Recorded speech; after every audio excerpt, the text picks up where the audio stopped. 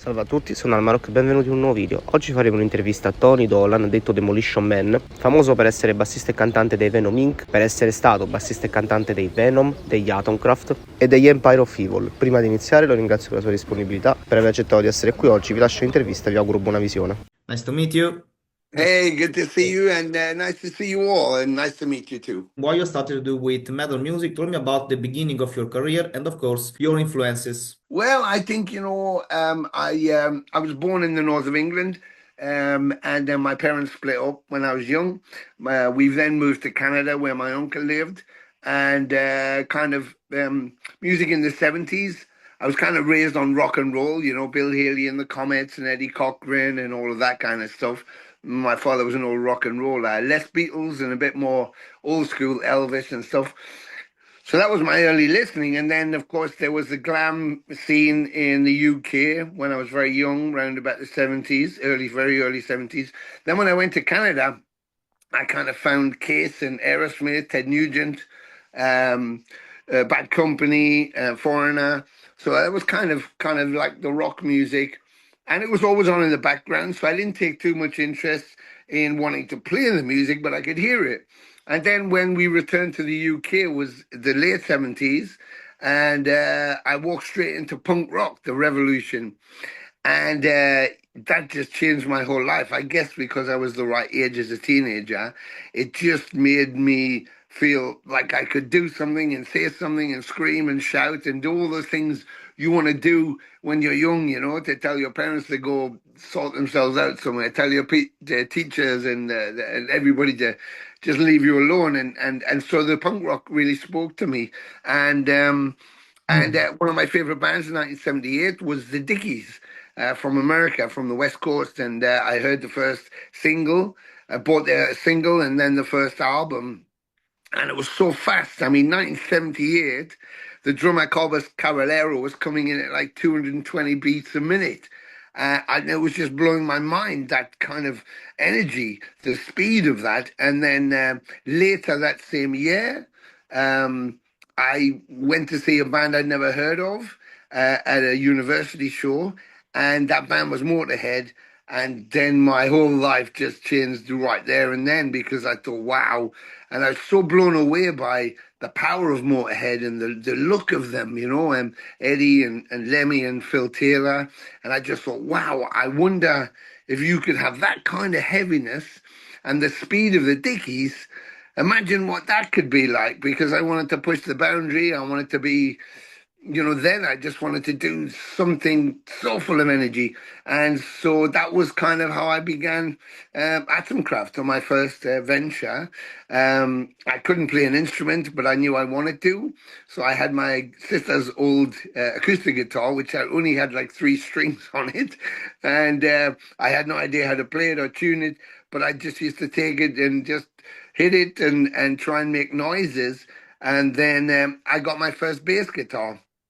I used to borrow from an older guy who had one, and then I convinced my mum to go into Newcastle and look for a bass guitar like this guy from Motorhead.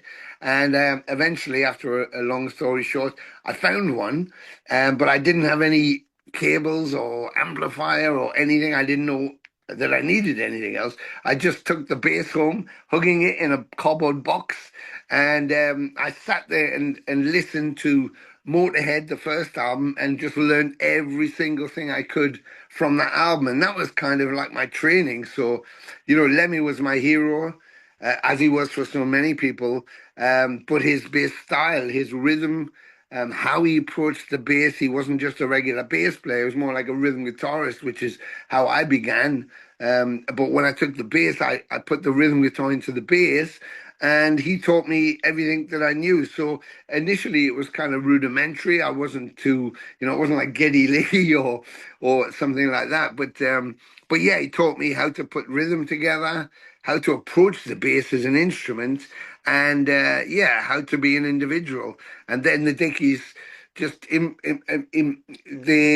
filled me up with this energy that was boundless and endless, and that I could use in the music. And that's kind of how I all started, really. Let's talk about your period with Venom. Yeah. Now, let's talk about your joining the band, the three albums of Venom, of your point of view, and yeah, your story with Venom. Yeah, well, kind of. Uh, with Atomkraft, we were on the same label as Venom. We were all from the same town. We all kind of went to the same bars and saw the same bands, and our girlfriends all knew each other, and so we were just kids and all hanging out. And everybody in those days was in a band, and they were no different. But Kronos Conrad worked at the only recording studio in our town, and they got to do a demo first, which got heard, and the rest is history. They had 3 days to record the first album, and then they went. And for us, it was such an amazing thing. All of us who were playing in bands, because we weren't the type of people who got to make records. It was Deep Purple and Led Zeppelin made records. We just played pubs and clubs and stuff. So here was a band of our friends, our peers, making a fucking record. It blew our mind. I just thought that was so exciting. And of course, I loved the music, and then we recorded ours on the same label and put ours out, and so we were associates all the way through. And then Abaddon and the Venom manager Eric Cook, sadly, who passed away, were managing my band because we were on the same label. The new drummer I took in was the brother of the Venom's manager. When I reformed the band after coming back from Canada, so for the second time. So they decided to manage us, and we did the first tour, first big tour we did with Exodus and Venom on the Nightmare tour. Exodus with Paul Baloff on the Bonded by Blood tour. We did the first Slayer show in the UK, in London's Marquee. So we were doing quite a lot of stuff. And then at the end of a big European tour where we went to Poland, and the Iron Curtain was still up, so it was still Russian, the West and the East. So we went behind the Iron Curtain, we went to Poland, and Abaddon was on that tour managing. And when we came back to the UK, my band we were kind of splitting up, I guess. The guitarist wanted to leave. I had a singer, Ian Swift, who'd been with Avenger and Satan, and he kind of was in love with a girl, and everybody seemed to have had enough. So I wanted to have a respite. And then I got a call from Abaddon and Eric Cook saying, could I go for a meeting? So I went to have a meeting with them. They explained that they had a recording contract with Music for Nations to do 3 albums. And they were very keen to do the Venom albums. And the only problem was Kronos had left and didn't want to do it anymore. And he'd moved to America to become a solo artist and do a kind of Van Halen-y type of thing. So I was like, shit. So I thought they were asking me if I knew anybody because I was such a big fan and of the music, and I was a bass vocalist, and I was in the same scene, and I knew a lot of people. So I thought that's what they were asking me. But eventually, after a couple of hours, they said, no, we want you to do it because you know us better than anybody. You know all the songs. You can play the songs. You can sing the songs. You're a writer. So it just seems to be the right thing. So I said, okay, yeah, of course, that would be amazing. I didn't see myself as replacing Conrad, Kronos. I just saw myself as not letting Venom die, which was my thing. I didn't want a world where there was no Venom. So if it was a case of the band stopping altogether or me standing in for my friends and keep it alive, then that's what I wanted to do. But one of the things that I thought was a key point was that Mantis came in. But of course, they'd asked Mantis, and he'd said, fucking no way, I'm not coming back. I don't want to, fuck it. So they asked me, would I make sure it happened? So actually, the fallacy is that the Abaddon and Mantis got back together and then they got me involved. But it was actually not that at all. I was asked, and then I was asked to see if I could get Mantis to come back in. So I did. We were brothers, of course, and eventually he said, well, if you do it, I'll do it. I said, I'm only going to do it if you're involved. So he came in. And by the time he came in, I guess I had mostly Primeval was done, Black and Other Priest, Carnivorous, Parasite. I had all of those written, or Skeletal Dance, certainly. And yeah, so then Jeff came in and we went straight to rehearsals. He gave a couple of songs over. We rehearsed them, went straight to the studio and recorded Primeval, and then went straight out on tour. And I think it was a surprise to us because, you know, the band had been so influential in the early days. By 96, kind of they've gone off the boil a bit with Possessed. Calm Before the Storm was not such a good album that was received by the public. And the whole thrash metal scene had exploded. You had your Metallicas and Slayers and Testament, the Bay Area, and Destruction, Sodom, Creator. Everything was happening everywhere. So it was a very different time. Uh, and so I thought that maybe they thought nothing so much would happen. But we put Primeval out. It got 5-star, 10-star reviews. We went on tour. The tours were sold out, and everybody embraced it, and that was amazing. So yeah, we were off, and that was the Venom of the late 80s into about 92. Let's talk about Atomkraft. Well, the like I say, I'd gone to Canada for the second time about 83. Up to then, from about 79, we've been doing demos. The first demo we did was the Demon demo, Demon of the Highway, which I later found out that an early Venom demo tape was then called the Demon, which it was never called that back then, but whatever. But we had a demo with the first one we did at Neat Records was called Demon. But we'd been recording rehearsals all the way up to then.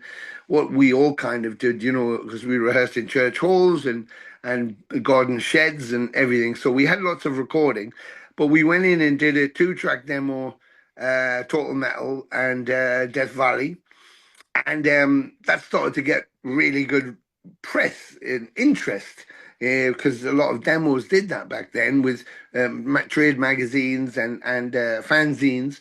And but my guitarist, his girlfriend, decided that she didn't want him to be in the band if we were going to be successful, because then what about her? We'd go away touring. I mean, you know, we had no idea how it worked, so we didn't think that was likely. But because we were getting some interest, she thought that was going to happen. So she gave him an ultimatum. And of course, we were just young boys. He was in love with her. So he came to me and said, I don't want to lose her.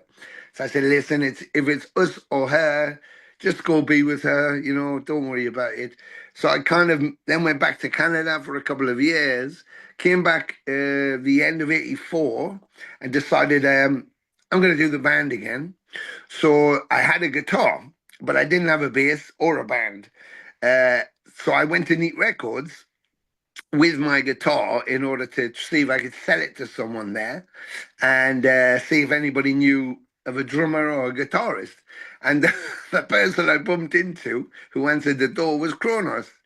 And he said, what are you doing? And I said, well, I just come back from Canada. And listen, I've got this guitar. I'm trying to sell it or because I need a bass. And he said, I've got a bass.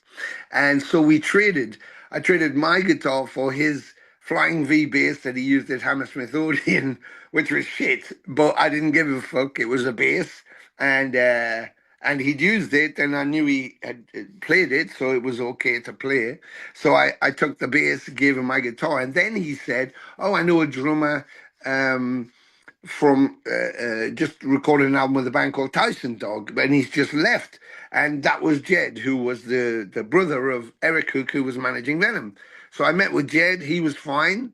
Then Abaddon suggested a young guitarist who was just 16 and lived around the corner from him. So I went and met with Rob, and the kid was amazing. So I said, listen, I've got these songs that I always intended to be on an album, and I'd like to write some new stuff. So we said, okay. So me and Rob wrote lots of stuff together.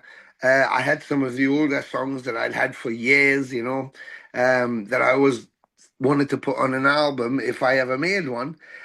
So we did that, went into rehearsals, did a demo called the Pour the Metal In demo. We had 4 songs on there. Pour the Metal In, Burn in Hell, Carousel, and one other song I don't remember at the minute. But we gave them to Neat Records. We recorded at the studio, and Dave Woods, who owned Impulse and Neat Records, heard the tape and said, do you guys want to make an album? And that was 1985, and I said, oh, fuck yeah, I've been waiting since 1979 to make one. And he said, well, okay, you've got the time, go make an album. And that's what we made Future Warriors then. Let's talk about your work with Empire of Evil. So then the scene goes like this. I leave Venom to go do acting and moved to London. And that was about 92. And I spent a lot of time working for the Royal Shakespeare Company as a technician. And then I did some acting, but I kind of did some music, but not really. I'd kind of left that behind, thought, well, I was a young guy. I've done all that. I want to do something else. And then I got a phone call from Mantis, who's doing another solo album called Zero Tolerance, and asked me to play bass on it. He's in the studio, so he sends me the songs down. This is early 2000s, I think, end of the 90s. Sends some songs down. I learn the bass to them, drive up after work, record them, and come back away. He puts the album out, and then we did 2 shows. And then his management didn't want me involved anymore because I'm more about his publishing, and I was asking too many questions they didn't want to answer, like a manager. And so they didn't want me involved, and wanted to save the project. So I went, listen, you just do that. I'm kind of done with music anyway. You carry on, and good luck. So I went back to my normal job. And then I started doing acting more and more. Did a couple of Hollywood movies and presenting some shows on TV and some theatre stuff. And I was kind of enjoying that and still working as a technician, as an engineer, but doing that when the opportunity came up, working for the BBC and working for Fox Television and yeah, having a good time and getting well paid. So I was quite happy. And then at the midpoint, maybe around about 2010 or 5 or something, I get another phone call. And this time it's from Mantis again. And he said he was playing a show. He had Anton, who was Kronos's brother, playing drums for him. And at the end of the show, they played black metal. Somebody videoed it. It went up onto YouTube because all that stuff was still kind of new around then. And lots of people were looking at it and saying you should get the Demolition Man and you three should do something. Because they'd been involved when they did Resurrection album without Anton, without Abaddon, because Anton had replaced Abaddon on Venom's Resurrection album. And so they thought that, well, that's a natural progression. If you're not with Kronos, why don't you get a Demolition Man and see what happens? So he said, do you want to do it? And I'd just taken a new job, but I thought, well, yeah, why not? Let's do it. But I said one condition this time is we never put the guitars back under the bed. This time we don't stop. We go all the way until the end. And that's till we absolutely physically cannot do it. Because what's the point if we don't do that, you know? And he agreed. So that was the template. So we recorded with Jeff at his studios. We recorded the album. We did Creatures of the Black, which was the first EP, and then we did Hell to the Holy album. We had to then, the first offer was a tour of America, but Anton had had some bad experiences with his brother Kronos when Venom had toured America, so he didn't really want to go. And I knew that if we were going to make it work, we had to go on this tour because we'd only just started. So it was important. So anyway, Conflict, which is second nature to Venom, Anton stepped down and we brought Mark Jackson in.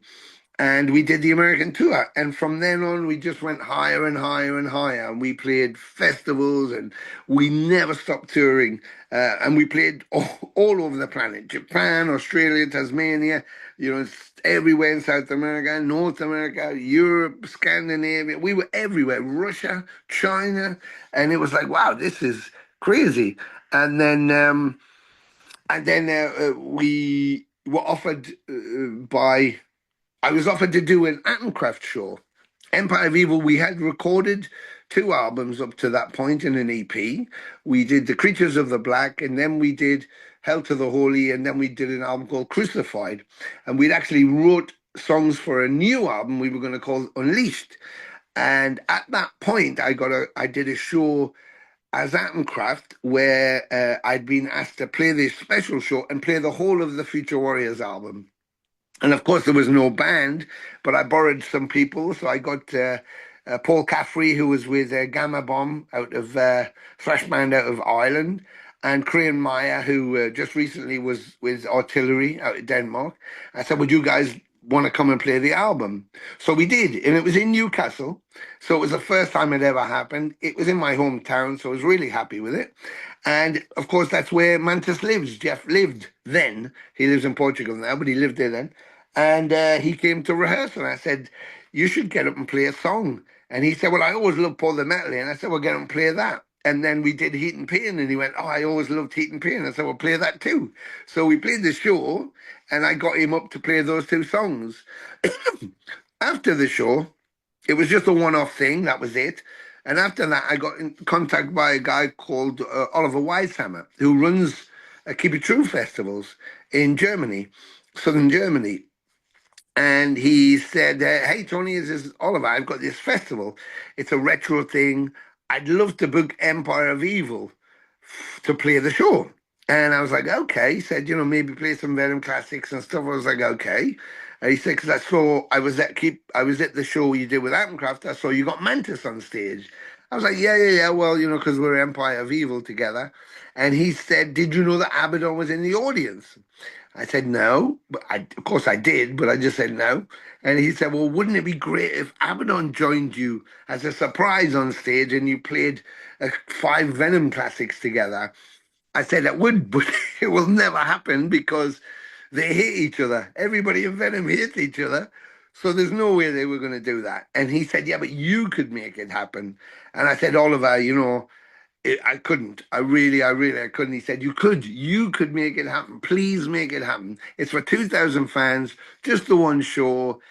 So eventually I capitulated, and I said, "Well, you have to deal with Abaddon. We'll meet him there." I said, "I can talk to him, but you book his flights and everything, and I'll talk to Mantis." When I talked to Jeff, first thing he said was, "Fuck off, no way, I'm not doing it." Obviously, Abaddon just said yes.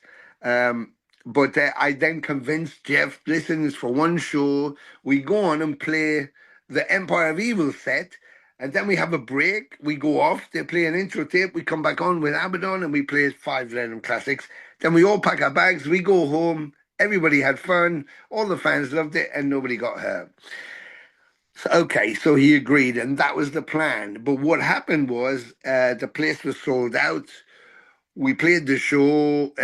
Jeff was really sick, so he didn't feel like he was playing 100%. But we did everything we could. No rehearsals. We just was like the next day. We just went for it. Very Venom, and yeah, the place went nuts. And that night, my phone was ringing off the hook. My emails went crazy. And the next morning, I went to breakfast. We had an offer to play China, Japan, Australia, Latin America, everywhere, Central America, North America, Europe. And I was like, what just happened? So I spoke to a friend of mine, and they said, "Oh, yeah, it all went viral on YouTube." So everybody was watching it, and everybody's just gone, "Oh, shit, they're back together." And I said, "But we're not." I was trying to tell people, "We're not back together. We just did one show." But they were going, "Well, just do more shows." So I was like, fuck. Now, as a sideline, we didn't have a name. We were just going to just do a few songs. But my agent and my manager at the time, or my manager agent, they both said, "Listen, you have to have a name for this." So I was like, right. So initially we thought, well, something to do with Primeval, and we tried that. Yeah, don't do that. Mantis came up with Iron and Steel, which was a line from Die Hard, but they were just going, "That's too weak. Nobody knows what that means. It's got to be more associated with Venom."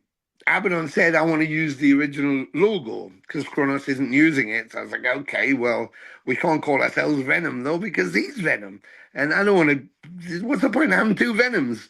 So I said, "No, there's got to be something different." And then I had a thought and thought, "Well, what about Incorporated?" I thought about Damage Incorporated, and so I thought, "Oh right, why don't we call it Venom Incorporated?" Which means we're not Venom, but we incorporate all Venom is. The music that we've done together separately, we can play any music, any Venom songs that you want to play, any songs from our solo stuff, any Atomkraft songs if we want to. We can just play anything. So we incorporate the whole idea into one thing and we just carry the spirit. But we don't make any albums, we only play live shows. So that was the idea. And it meant that to me, that people would get to see Mantis and Abaddon, whereas they might not see all three of them together. But if you could go out and see Kronos, now you could go out and see Mantis and Abaddon. And I kind of knew that I'd have a hard time from some fan bases, obviously. But I didn't give a shit. It wasn't about me. It was about Venom and the music and the fans and young fans, new fans, and just playing the music. So that's kind of what we did. So I said to a merch company, could you do me some T-shirts for this event? And they were like, sure. And I said, okay, right. So Venom Inc. Iron and Steel, Venom Incorporated Iron and Steel. And we did a logo thing. And then we did some artwork Mantis did on his computer. And it's kind of Photoshoppy, so it was not the best artwork, but it worked for what we wanted to do, and it was just a one-off show. And when the T-shirts arrived, they all said Venom Inc. I said it's supposed to say Incorporated, and the guy was like, "Yeah, but it was a huge long word, so that's just like damaging it, Venom Inc." So we ended up with this advertising that said Venom Inc. Iron and Steel, and people just stopped using the Iron and Steel and just called us Venom Inc. And that's how it stuck. And we went around the world. The following year, we just were off. And 18 months later, we were still playing live shows all over the planet. And then John Sazula and Chuck Billy. John Sazula was Megaforce Records in America. He discovered Metallica and Anthrax, Overkill, of course. And Chuck Billy from Testament were managing me. I had to get management because the thing seemed to be so big and I didn't know what to do. And I was like, well, I usually manage everything, but this is becoming a lot more work. And I have my day job. And I was like, I can't do everything. So I got John Sazula to come out of retirement and he came with Chuck Billy. And then after 18 months, they told us to record for an album. And I said, I think it's a bad idea because as soon as you start recording for an album, you have to think about publishing and money and negotiations. And then they all want part of it. And I said, it just becomes a political nightmare. And if we just play live shows, we go out, we play live shows, we make $300, we each get $100 and we go home. Easy. But they convinced us we had to do an album. So I said, okay, well, I only want to send it to one label. So we'll make a demo, send it to one label, and if they say no, then we don't make an album. We just play live shows. And so Chuck and John said, okay, fair enough. Okay, who do you want to send it to? So I said, well, I love a lot of Seasons of the Mist, Napalm, Metal Blade, of course, Century Media, yeah, SPV. I love all that.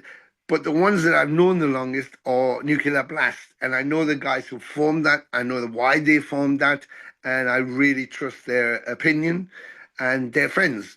So I said I'd rather send it to them. If they like it and say yes, then we'll make an album. And if they say no, then we don't.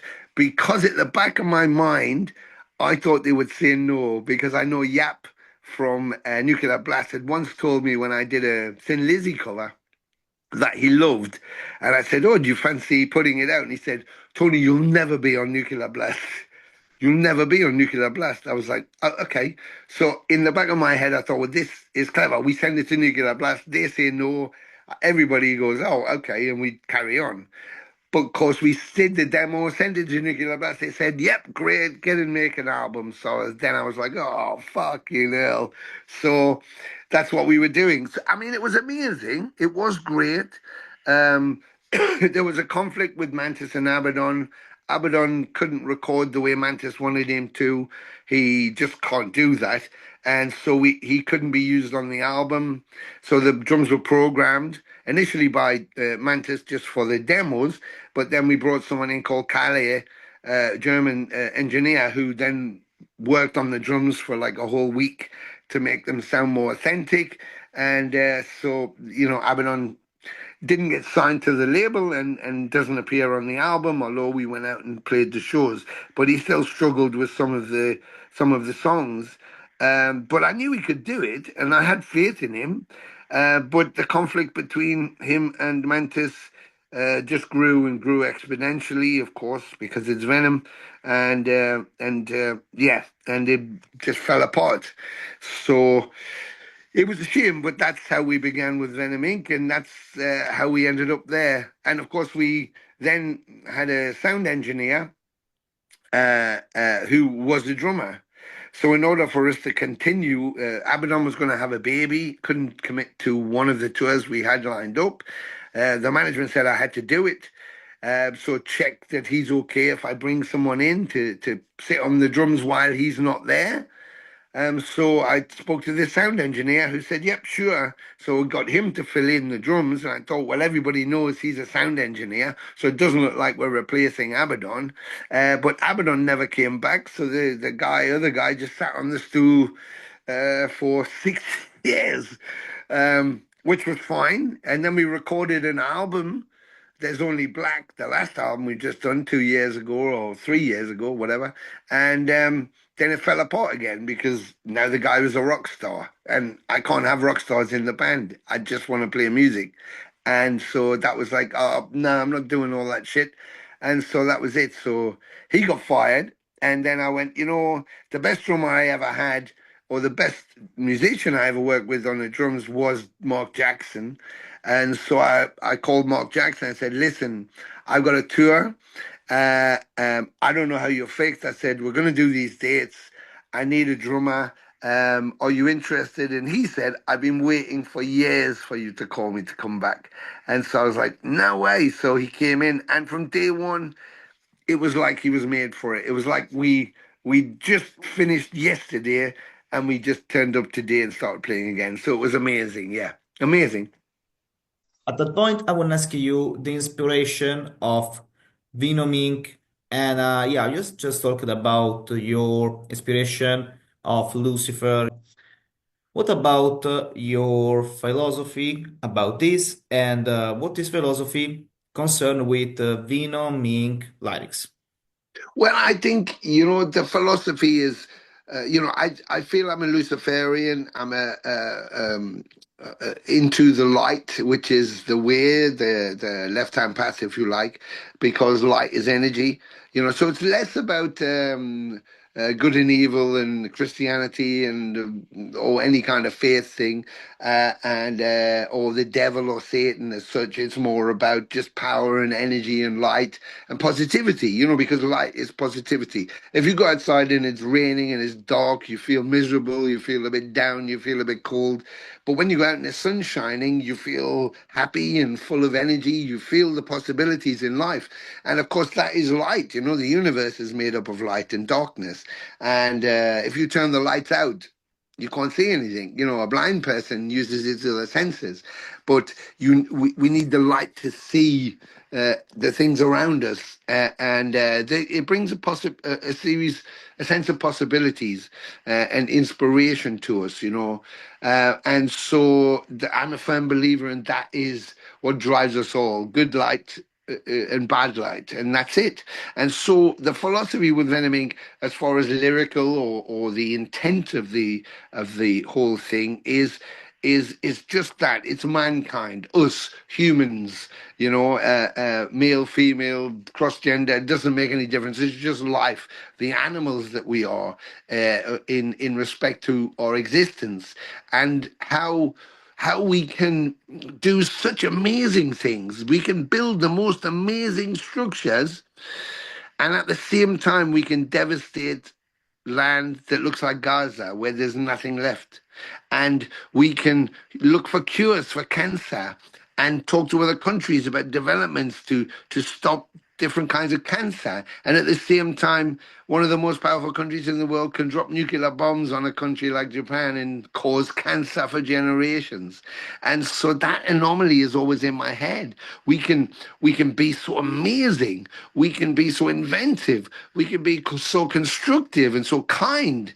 But we can also be the worst things on the planet, the worst animal on the planet, the most barbarous, the most disgusting.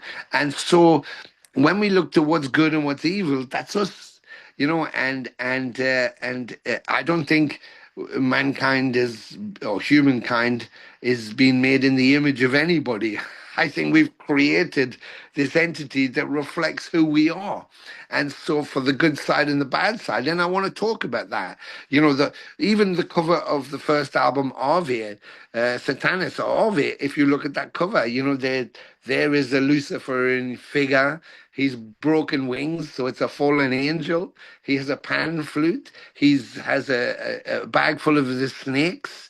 Beside him are two sheep. One is a wolf in sheep's clothing. You can see Adam and Eve, the tree of life, the apple on the vine, David's temple. The earth is scorched and dry. It looks like there's a storm coming, or he's leaving a storm. So there's a lot of symbolism in there about our journey and about what we see and what we believe in. And people ask me, what is the cover? It's like, what do you see? Whatever you see, that's what it is.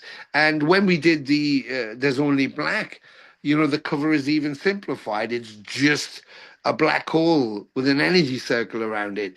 So it's inviting you in, because in order to find out what's in a black hole, in order to find out what happens when we die, when our lights permanently go out, we only know the answer to that when we experience it. And everybody will experience everything differently. You eat the same cake I eat. You eat the same sausage I eat. You drink the same coffee I drink, but we both taste it differently. We both react to it differently. The same song from a band, the same band we react to differently. Some music grabs me, some music grabs you, some music grabs you. I don't particularly feel anything from, and vice versa. That's what we're made up of. That's the amazing versatility of us. We're resilient as animals on the planet. We can live in the hottest deserts, the coldest climates.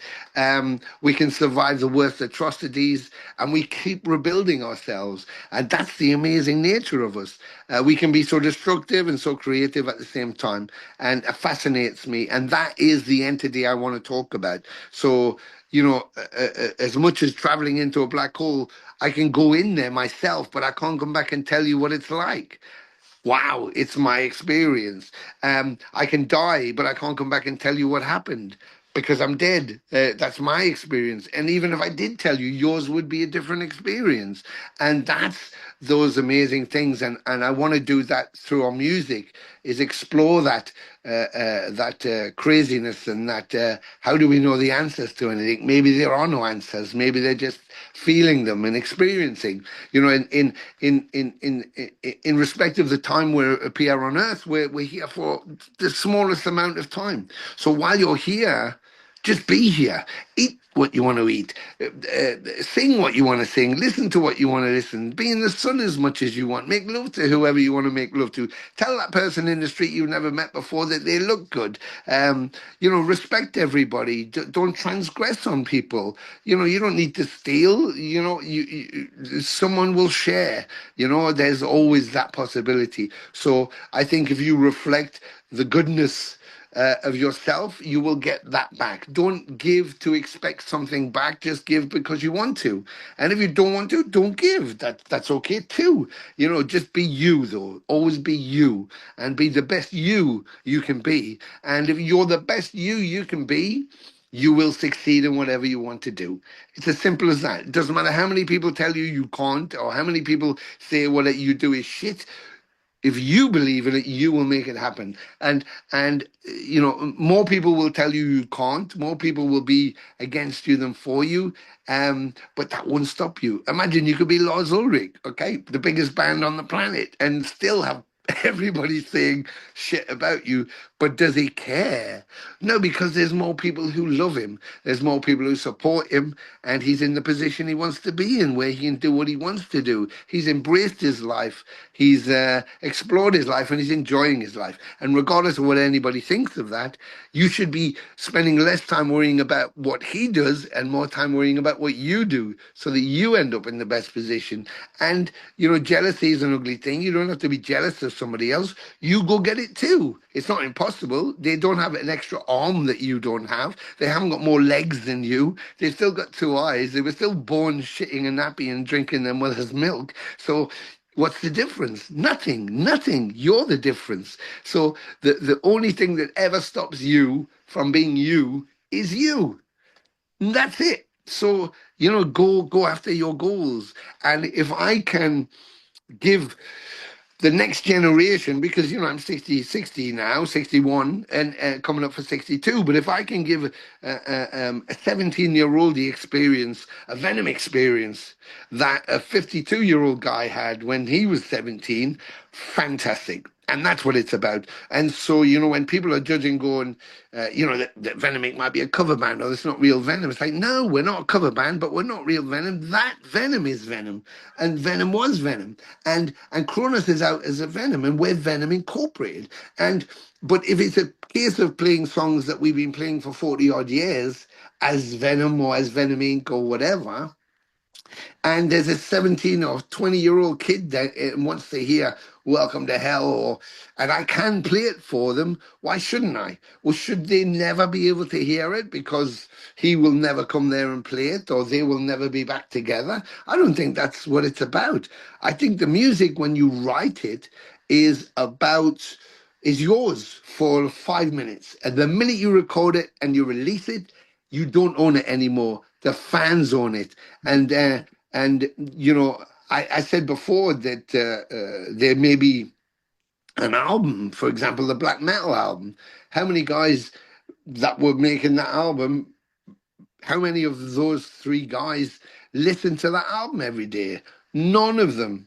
None of them listen to the album every day. But there's somebody out there who listens to it every week or every day, and it inspires them and it gives them strength and encourages them, and it means something more to them. And if they get an opportunity to hear it live in front of them, I think they should. And I'll continue to do that as long as I can. And hopefully so will Kronos. Yeah, it should be about the music, and only about the music. For me, that's what it is, and that is my inspiration, is fans of the music, and I get to play the music for them, and the themes of the albums, How Many Can Die, Inferno, are all about the good and the evil within us. I am the way, I am the one, I am the good, I am, you're your own Christ and you're your own Satan. It just depends on what side you want to be on when you just make your decision. Somebody flips you off in a shop or a store or at work and you get angry, or in a car, you make a decision, a split-second decision. Do I just make this easy and calm it all down and be good, the good, the Christian me, the God bearing me, or do I go fuck it and I become Satan and kick seven bells of shit out of them and not give a fuck? You're always making those decisions in your life. So I would just say make the best ones for yourself, and whatever those are, that's what they are. What about the Venom Inc. plan for 2025? Well, we began the year with the American tour, part one. So we did 2 months in America, went everywhere in America.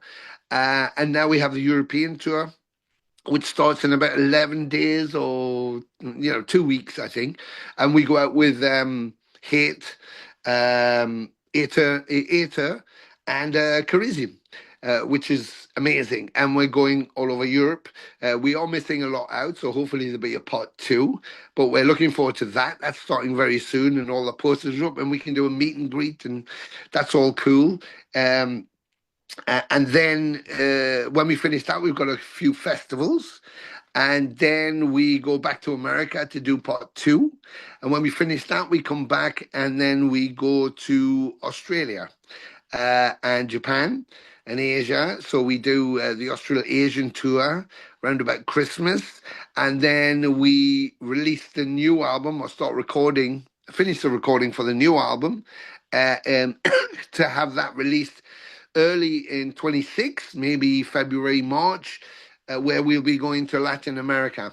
In between that, I have two live albums which will be going out. One is strictly for Latin America to say thank you. We did the tour with Possessed there, and it was amazing. So I recorded each of the shows. We're putting together a live album to say thank you to Latin America. And then the second live album is a world live album. It's every song we played across the planet during last season and the season before will be on a live album, and that will be going out. And then there's the box set, the new Venom Demolition era box set, which Cherry Red Records is putting out.